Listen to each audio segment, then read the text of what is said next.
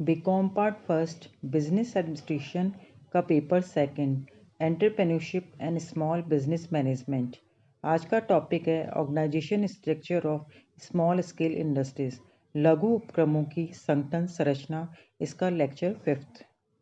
सहकारी व्यावसायिक संगठन, कोऑपरेटिव बिजनेस ऑर्गेनाइजेशन। व्यावसायिक संगठन सहकारिता के सिद्धांत के आधार पर संचालित किए जाते हैं। सहकारिता यानी जो कोऑपरेटिव है, एक सबके लिए तथा सब एक के लिए के सिद्धांत पर आधारित है। इसमें सामूहिक हितों को अधिक महत्व दिया जाता है और व्यक्तिगत लाभ की भावना इसमें गौण होती है। अब हम इसमें सबसे पहले देखेंगे कि सहकारी व्यावसायिक संगठन क्या होता है। इसमें डेफिनेशन है कॉल वर्ड के अनुसार।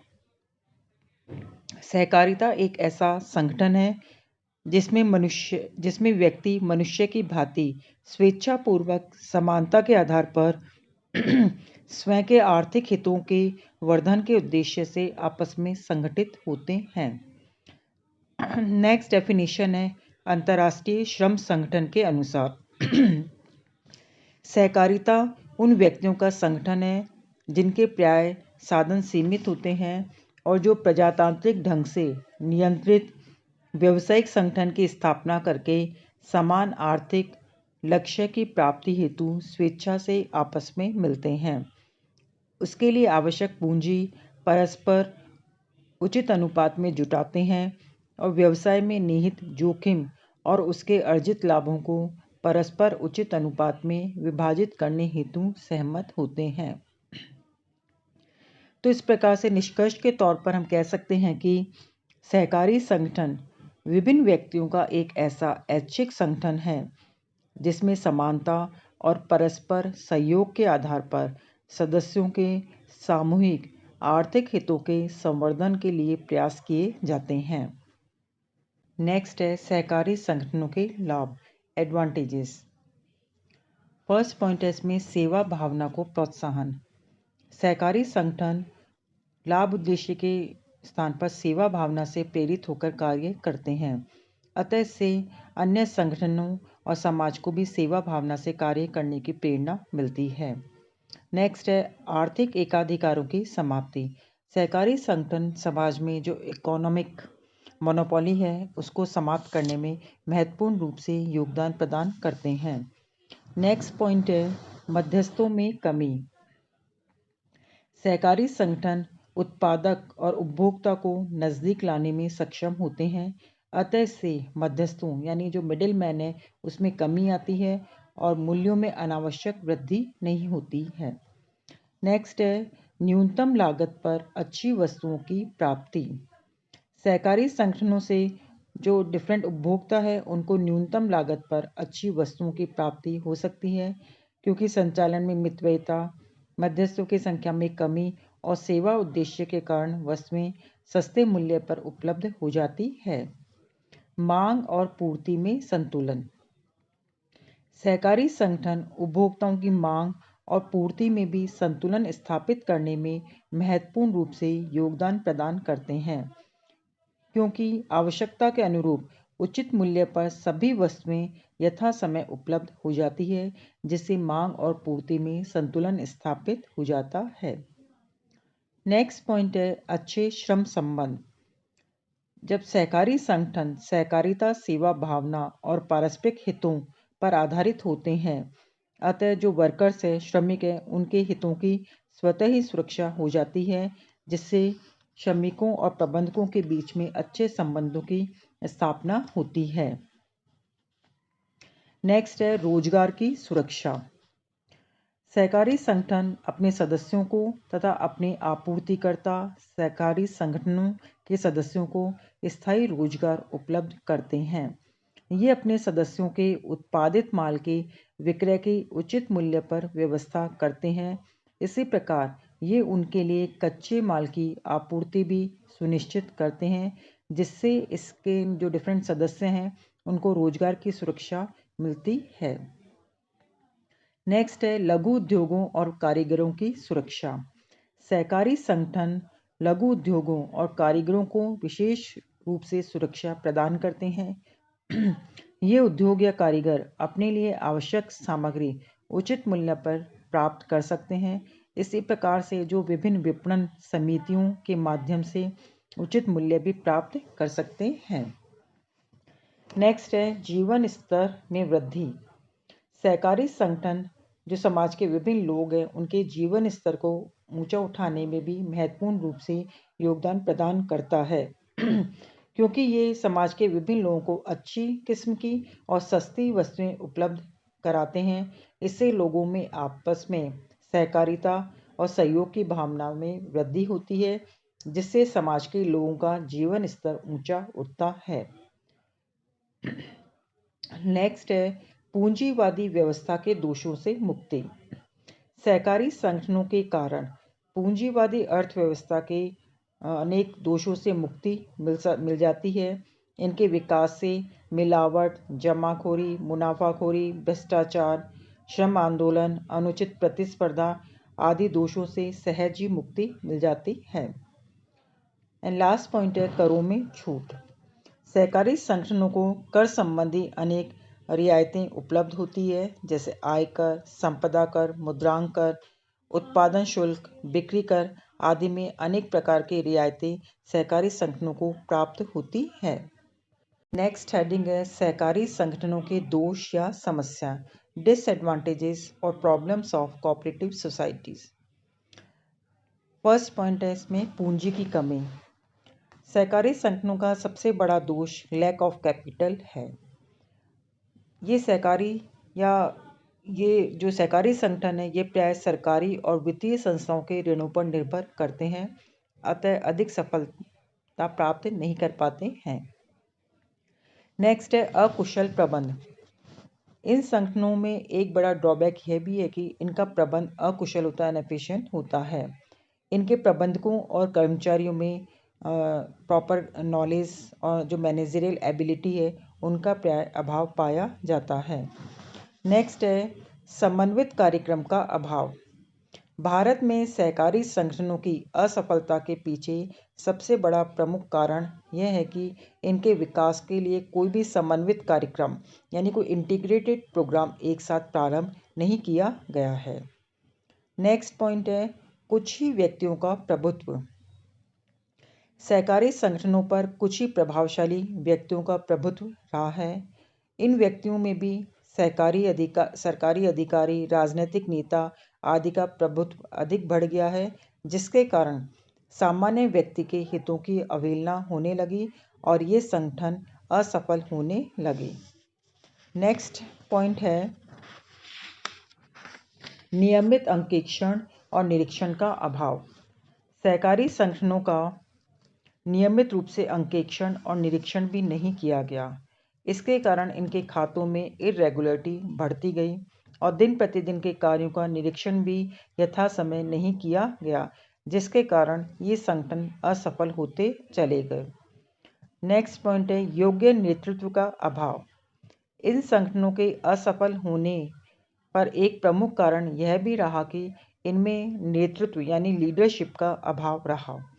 सहकारी संगठन सेवा संगठन होते हैं। यदि सेवाभावी व्यक्ति इनका नेतृत्व नहीं करता है तो संपूर्ण संगठन की सफलता भी संदिग्ध रहती है। नेक्स्ट पॉइंट है आपसी सहयोग का अभाव।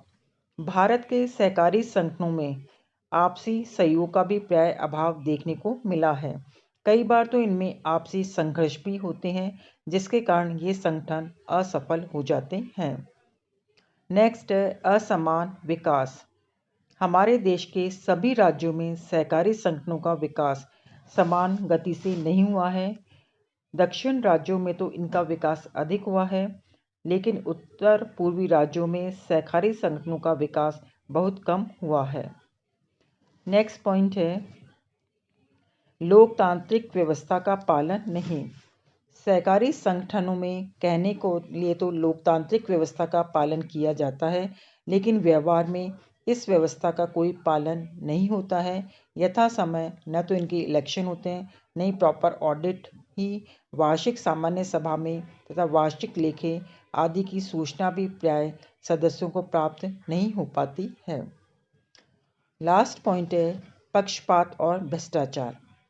सहकारी संगठनों में लोकतांत्रिक व्यवस्था लागू नहीं होने के कारण इनके प्रबंधक प्राय अपने चहेतों के हित में पक्षपात करते हैं। इतना ही नहीं, इन पर रिश्वतखोरी, अपव्यय, नियमों की अवहेलना आदि के आरोप भी अनेक बार लगाए जाते हैं।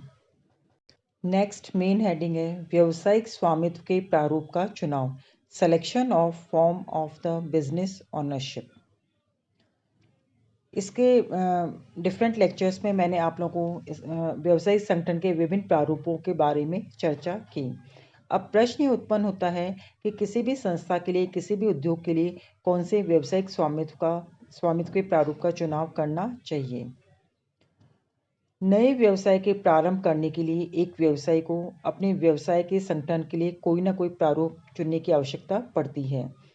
परंतु जब भी ऐसे प्रारूप का चुनाव किया जाता है तो बहुत ही अधिक सावधानी और सतर्कता बरतनी चाहिए, क्योंकि इसके पीछे एक महत्वपूर्ण कारण यह है कि प्रत्येक प्रारूप के अपने अपने लाभ और दोष है। अतः व्यवसायी को इन सभी लाभों और दोषों को ध्यान में रखना चाहिए और साथ ही व्यवसाय के संबंध में अन्य जो विशेष बातें हैं उनका भी ध्यान में रखने की आवश्यकता होती है। संक्षेप में व्यावसायिक संगठन के प्रारूप का चुनाव करते टाइम कई बातों को ध्यान में रखने की आवश्यकता है। वो कौन कौन सी बातें हैं? फर्स्ट पॉइंट है इसमें संगठन की सरलता। संगठन के विभिन्न प्रारूपों में से किसी भी प्रारूप का चुनाव करते टाइम सबसे पहले इस बात को ध्यान में रखना चाहिए कि प्रारूप के संगठन में पर्याप्त सरलता हो। संगठन के कुछ रूप ऐसे होते हैं जिनमें पर्याप्त सरलता पाई जाती है, जैसे एकाकी व्यापार, साझेदारी, संयुक्त हिंदू परिवार आदि। लेकिन इस प्रकार के संगठन का जो प्रारूप है केवल जो स्मॉल स्केल इंडस्ट्रीज है उसके लिए उपयुक्त हो सकते हैं। इसके अलावा इस प्रकार के प्रारूप केवल सीमित संख्या में ही सदस्यों को स्थान देते हैं, परंतु इसके विपरीत कुछ प्रारूप ऐसे हैं जिनका संगठन करने के लिए बहुत परिश्रम करना पड़ता है और बहुत ही अधिक लीगल फॉर्मेलिटीज होती है, जैसे कंपनी का संगठन।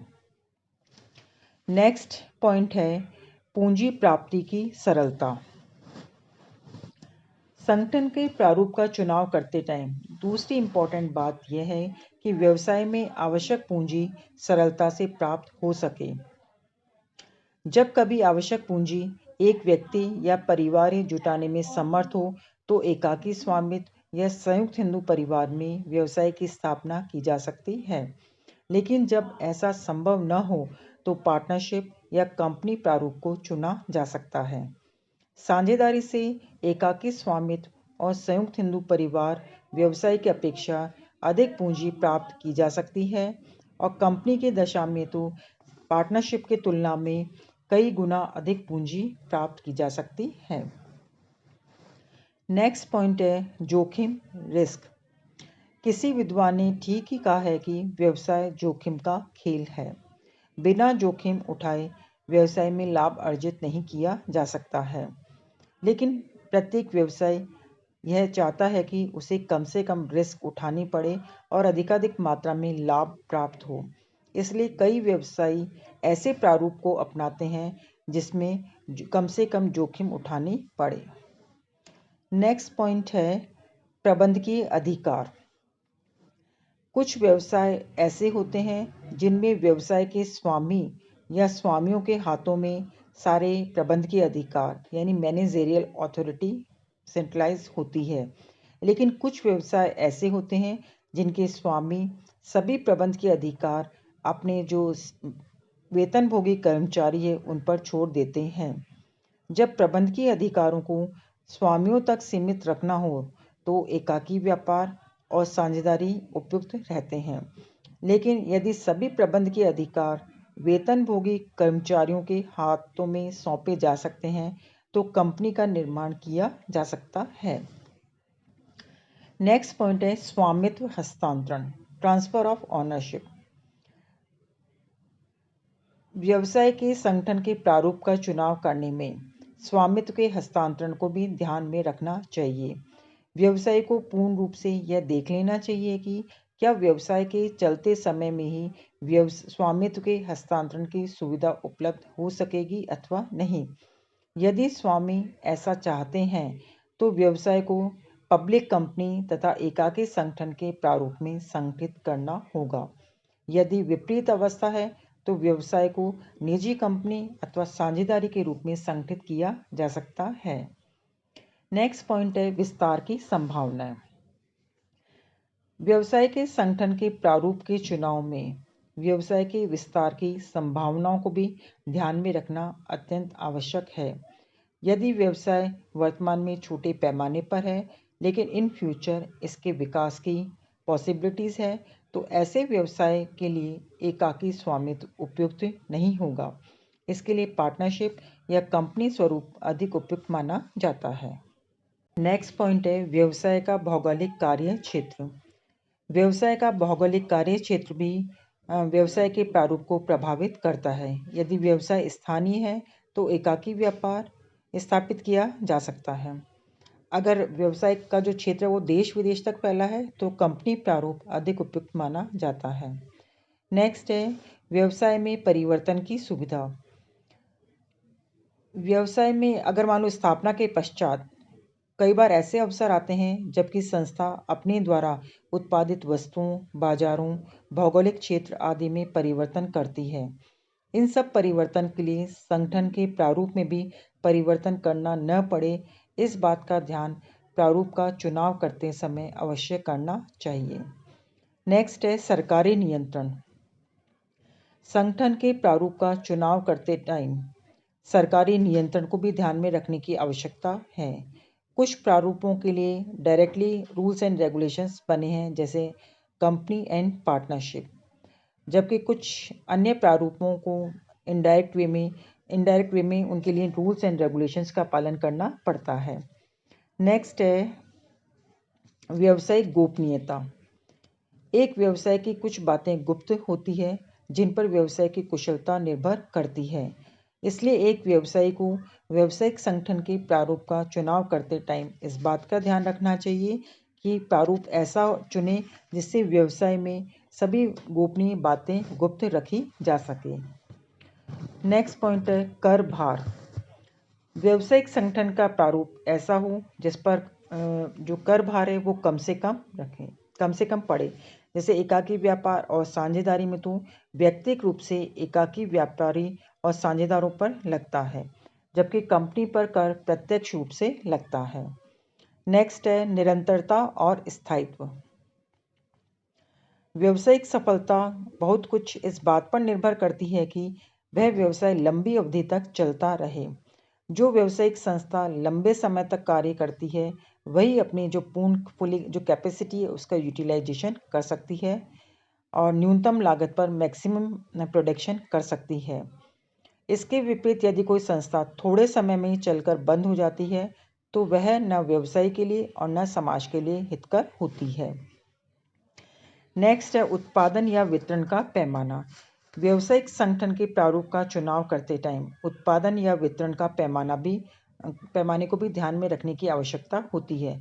अगर इनका पैमाना छोटा है तो एकाकी व्यापार या साझेदारी का निर्माण किया जा सकता है, लेकिन अगर विपरीत है तो ऐसी दशा में कंपनी प्रारूप का चुनाव किया जा सकता है।